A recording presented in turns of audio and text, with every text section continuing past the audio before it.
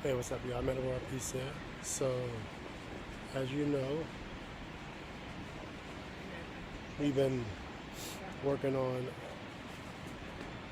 this whole Knicks situation. Oh, hi, puppy. It's okay. Little big puppy.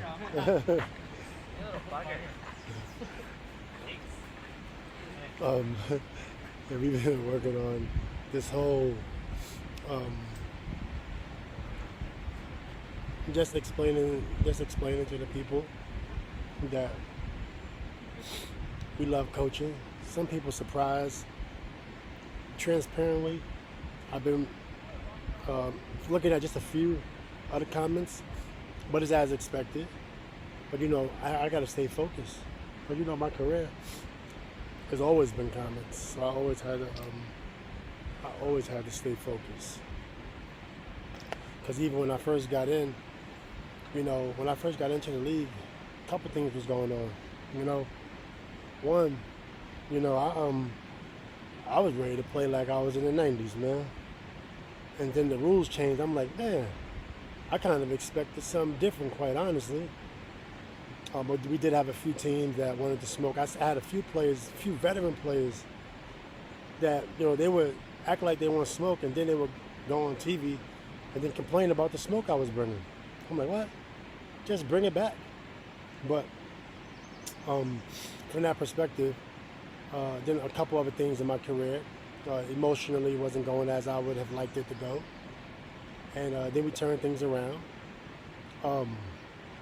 And the love, actually, it wasn't the love that left basketball. It was more like it was too many things that was on my mind, and I also was super rebellious, transparently, and openly, and just trying to figure out ways to stay impactful, by using action. But sometimes some action is not the best action. But I think lately, I've been really inspiring, just by keeping up with the Joneses, keeping up with all the activity. You see how much activities out there in this world right now? All the valuations of the sports teams, valuation of companies, investments coming in, investments going out. And to stay up to speed with that world, man, that's been difficult. And I say that because the focus is there, baby. When I haven't really drunk a lot of alcohol, even like as a teen. I started sipping a little bit. I think my 15th New Year, I was 15 years old. It was on New Year's. First time I was running around Queensbridge. I remember my best friend's house. I was asleep on the snow in Queensbridge. But it wasn't, a lot of that stuff wasn't happening. But as I got older, we dibbled and dabbled a little bit more. And especially in my background, and with alcohol being a depressant, it wasn't the best look for me. As I got older, I'm like, wow, I wonder if I would have known that alcohol was a depressant. I wonder if I would have been drinking alcohol, quite honestly. That's hard to say. But as a kid, you just, as a rebel, you just making your own decisions, and they're not all good decisions. That is for sure.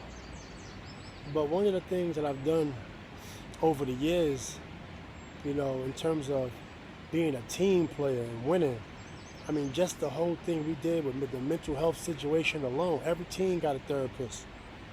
That wasn't by their choice. Metta World Peace launched that initiative in 2010. And actually it was really 2007. But then people saw that it was such a huge issue with players, the sympathy and empathy started to take place. And now you see that on every team. That's brilliant. And now you see all these companies launching for-profit mental health companies. That's post-2010. So that's one notch. That's one strategic thing I've done under my belt. Even changing my name to Metta World Peace. The day that happened, that was over $40 million in advertisement dollars that I didn't have to spend. That name's still relevant to today. So anyway, just from that perspective, when it comes to coaching, yes, it's long-term, but we want to win now.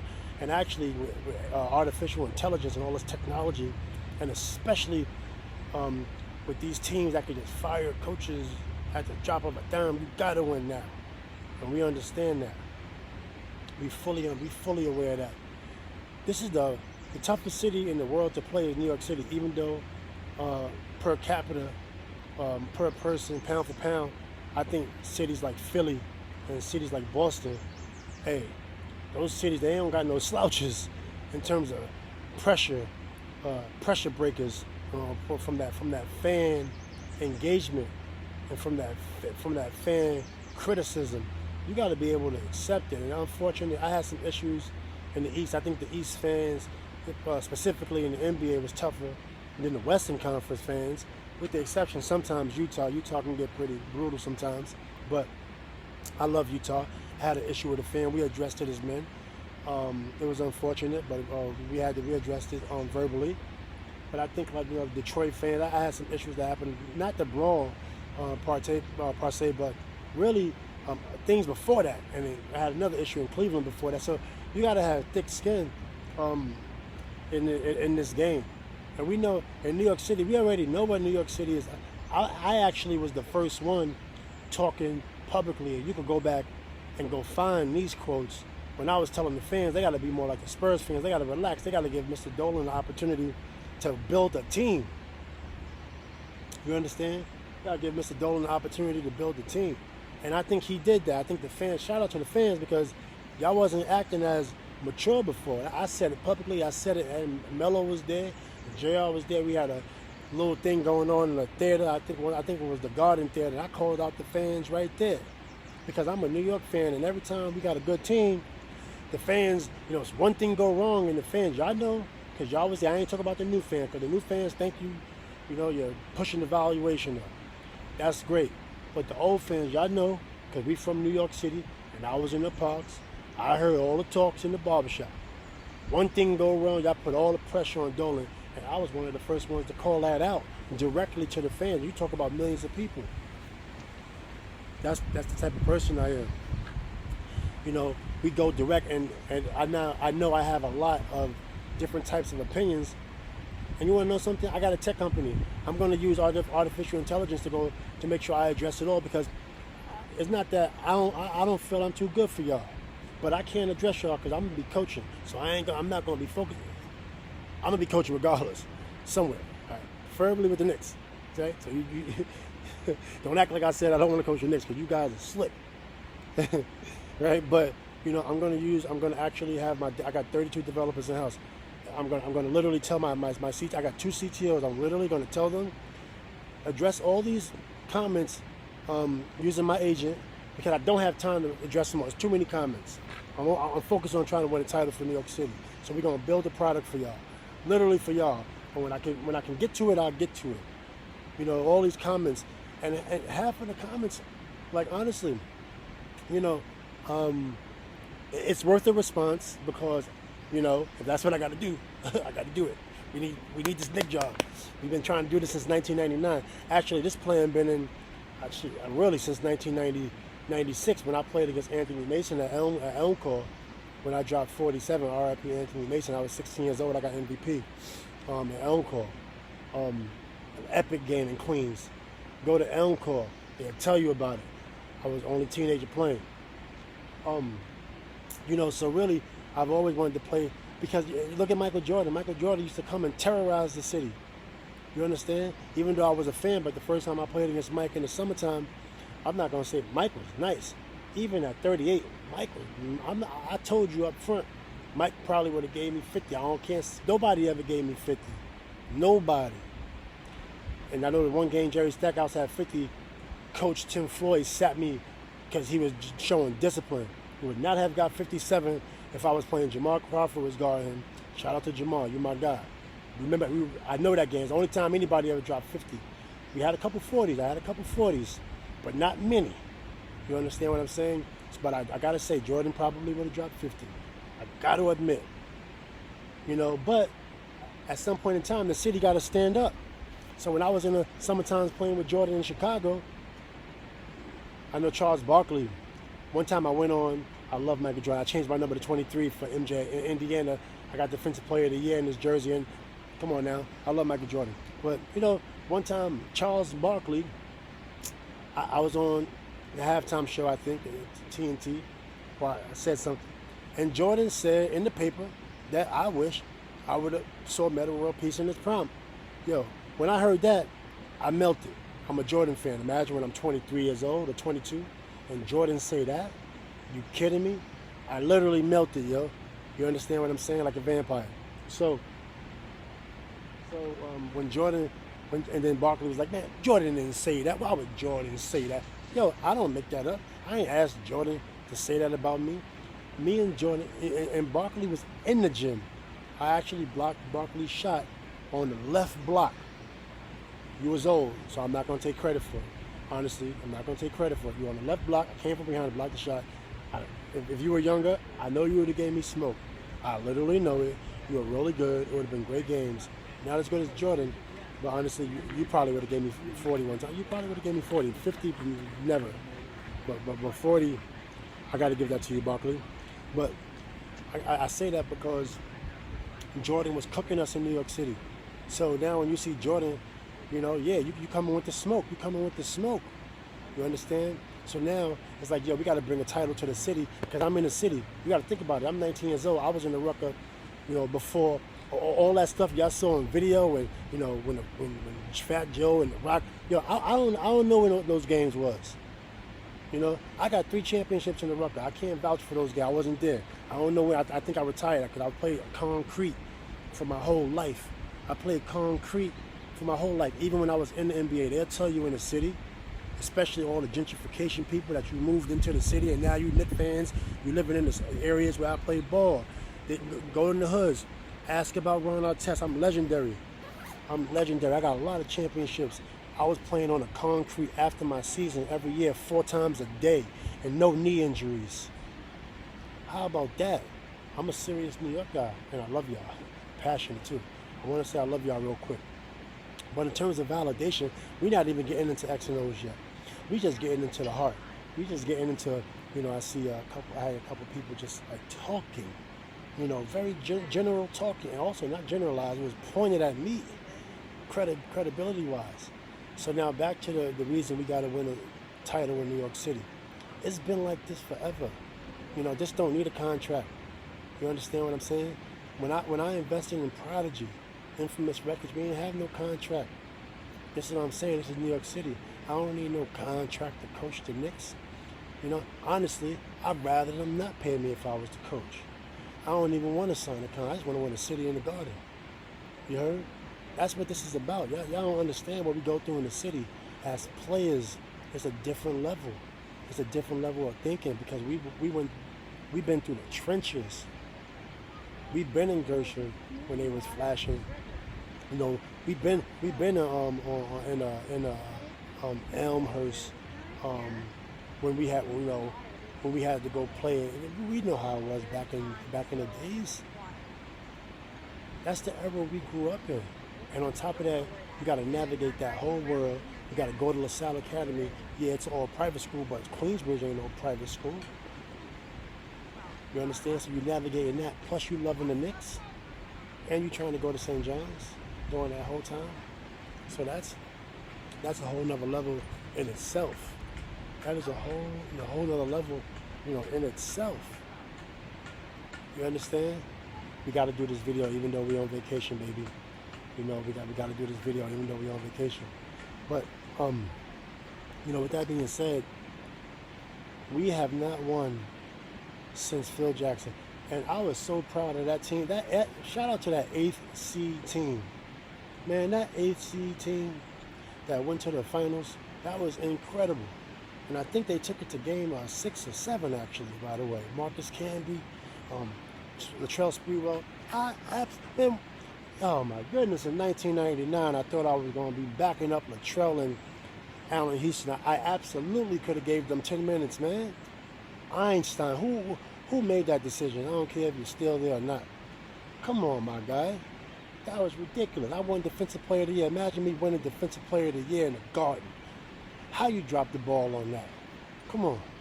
And I understand, but y'all don't understand people that's from the city, new gentrified people, and new New York Knicks fans, but y'all don't understand. I'm from the city But you know, you know, I didn't engage with a lot of people from the city, even in my neighborhood.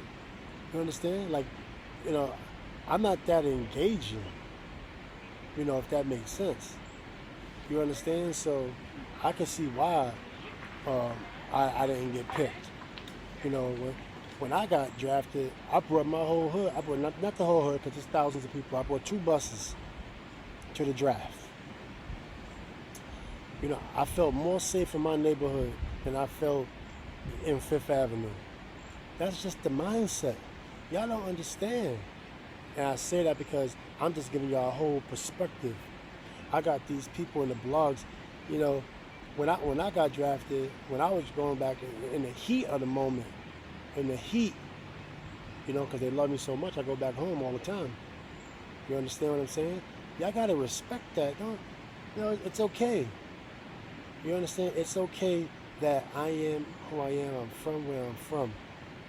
And I'm really good at basketball. We made it. Not only did we make it, we got Player of the Year. We were McDonald All-American. We was USA. I didn't make the USA team, but it wasn't my fault. You understand? I didn't get the tryout. For sure, my name was on the list. I was 13 All-NBA. Y'all got to understand, a lot of the legacy and accolades, okay, maybe you can say I sabotaged myself, self-inflicted, but you can't deny that a third-team All-NBA player will get at least a tryout when it's his time for the Olympics. I ain't even get a call or a tryout, and I called the Olympic office personally myself. I bet they got the voicemail, but I understand. I'm not tripping. I say that because the credibility. Y'all trying to say the credibility of someone with a high IQ. You talking about going up against the best coaches, they running their best plays, and it don't work. Why? Because I see it.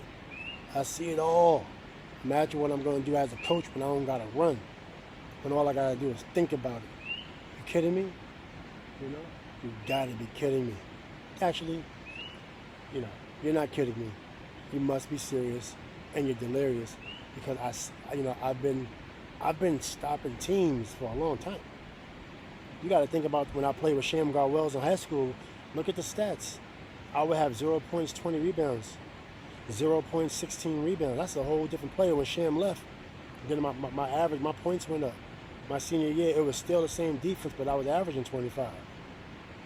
And then when I got to St. John's, well, I'm playing with Felipe and Zenda. Maybe I could have averaged more than 11 points, but you know, I'm playing a role. I can play a role, or I can play a go-to. When they left, I was a go-to guy, but we had Bootsy Thornton, we had Eric Barker, we had Reggie Jesse, LeVar Postel. I only averaged 14 points. I didn't need to average no more. I was just hustling. You know, I was hustling. You know, Coach Carlisle tell you, you know, Jermaine, when I got in my groove, that second year, 1 year, that third year around in Indiana, the second year, I think I was at 18.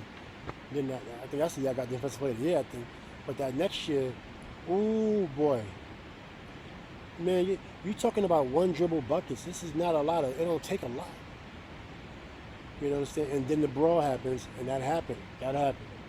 Admittedly, even if you didn't see it, I would admit it, but unfortunately it's everywhere. It happened. But I say that because that was a long time ago. That was in 2005. And that was 2005. This is 2025. I am 45 years old. I am close to 50. You understand? Close to 50. And I'm getting a lot of calls. So, you know, being close to 50, at some point, you're going to be able to do an X and an O. Now, it might be different from everybody else. I might not look the part. But when it comes to operating operations, come on, my guy. You know, that's not difficult. That's not difficult, my guy and my girl. That's not difficult. You know, I've been in the office for the last 10 years. Executing on non-basketball stuff and coaching. Now, when you put that together, that's an X and an O. You understand? The strategy side. You got to be light on your feet when you coaching. You got to be on the offense and you got to be ready to adjust on the fly. That's how my defense was. Look how quick my hands was. I had to think about where the ball was going. I had to anticipate quick. People would still be dribbling and think they got the ball and they don't have it. I'm the other way.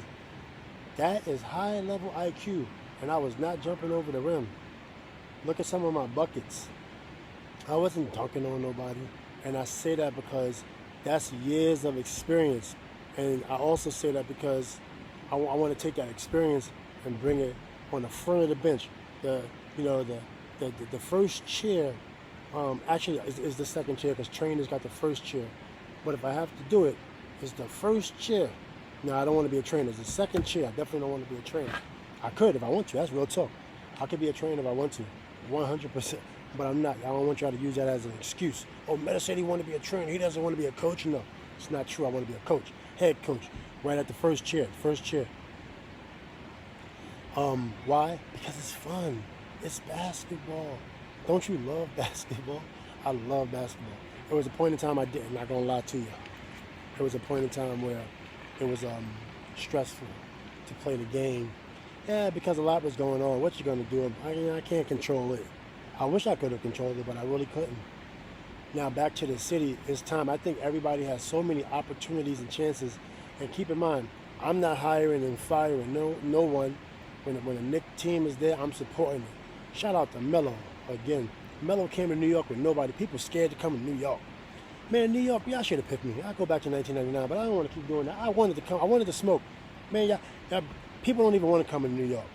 But that's another story. I'm trying to be a head coach. But good grief. Shout out to Melo. Melo came to the city. Melo came to the city when it could have broke him. And this is why I love Melo. Melo came to Melo. I love Melo, man.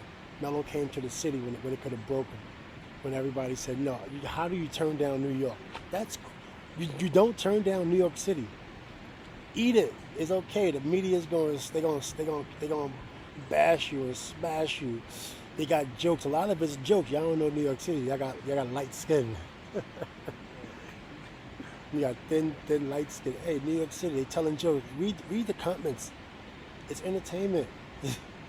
So it doesn't matter if they say you played like trash tonight and you suck. Don't worry about that. Scared to come to the city because I know how to work with that though. We know how to address that. We from the city. We absorbed all that. We ready for all that. And now all this new media and all this stuff. We so ready. We so ready for that. But the players, don't worry about that. Melo, back to Melo. That was incredible. Melo came here, and when he got to the city, man, that ball wasn't touching the rim. That's how much heart he got. We all witnessed it. We all witnessed it, man. The ball wasn't touching the rim. Man, shout out to Melo. I wish he would have won the title. I still wanted to help him win the title the year I played with him, but I had fluid in my knee that year. Man, what a bad timing. Man, I had fluid. I had no knee injuries.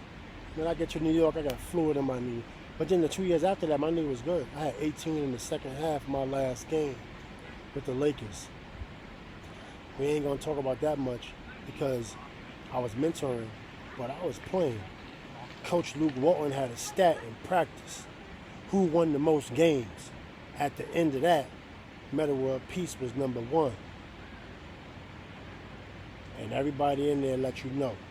Now, I wasn't playing a lot of minutes, but practice, yeah, we love. I've been practicing since way before 1999, way before I got in the league. Of course I'm going to practice. I had somebody in my practice when I was older saying, Metta, you're a practice player. I said, man, I ain't say it because I respect the player, but when I was 24 years old, I would have shut that down. And I'm leading in practice. Luke Walton had it on a little board. We keep the stats. I had 118. Sorry, it was 128. And then the last game, Luke Walton chose a dodgeball game. We ain't never played dodgeball all season. He chose a dodgeball game, and Tariq Black wins the dodgeball game, and we tied for first. Come on, man. Luke, man, unbelievable. Dodgeball. But I say that because as a Knick, I was still solid. I had 18 in the second half of my last game, and that was April. What's April? Playoff time. As a veteran, I was ready for playoff time. That was my last season of my career, unfortunately, but I was still ready to play. I wasn't as good, I wasn't as good as I once was. That's definitely a fact, but I definitely was ready to play in the playoffs on a good team. And then when I went to the Knicks, I had a chance to go to the Spurs, my agent will tell you, or OKC. And I was going to go to the Spurs because I'm like, damn, we could have won the title. And then OKC because I was going to have a chance to play with Durant. But I said, nah, I'm going to New York. I want to try to win the title in New York. My mom was only trying to win the title in New York. That's the second time I sacrificed for New York. The first time was in 1999. And I was supposed to go to New York in 2010. Yeah, come on, man. I was supposed to go to New York in 2010. I was speaking to my guy about it. It was the biggest deal I ever had on the table because of me, 100%. But I was supposed to be a Knick in 2010. And I'm not going to talk about it, but I was supposed to be a Knick. And somebody got let go, unfortunately. And then Donnie became my good brother and Uncle Donnie, and actually Godfather Donnie and father-in-law Donnie and Grandpa Donnie. We already had the history in Indiana, so that was really tough for Donnie to say, okay, I'm going to pick Metta. But you know what? I got the championship the next year, so it was questionable, right? It was questionable. I say that because now here we are, 2025. 2025. Press conference in Queensbridge. Who coming? You're invited, by the way. You know what I mean? Y'all all invited. Don't worry about it. Y'all good. Don't worry about it. Y'all good. Everybody invited. We might even do it in Ravenswood. We might even do it at the Boys Club. Everybody invited. 2025. Live. Metta World Peace. Come on, my guy. I'm New York to the. It's deeper than what anybody know. And on top of the X and No part, I've been coaching for the last 6 years. Did they tell you how I was practicing in Queensbridge when it was pouring every time it was hurricane rain when I was outside? I ain't playing no games. The only one outside when it's hurricane rain on Marble D Block. You understand what I'm saying? They ain't tell you that. You gotta go to Queensbridge for them stories. Go ask around.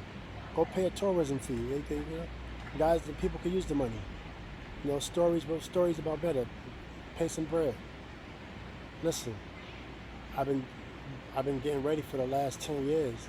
The last 6 years, Division II, coaching. Why? Why would I be getting ready? Why would I get up at 5 a.m.? Because I gotta be ready because people try and catch me off guard as a head coach. You see the bench I'm sitting on? Do I look worried? You understand what I'm saying? Does it look like I'm worried about anything? Any component? Name the components. Hey, we love y'all, New York City. Metta World Peace. We out.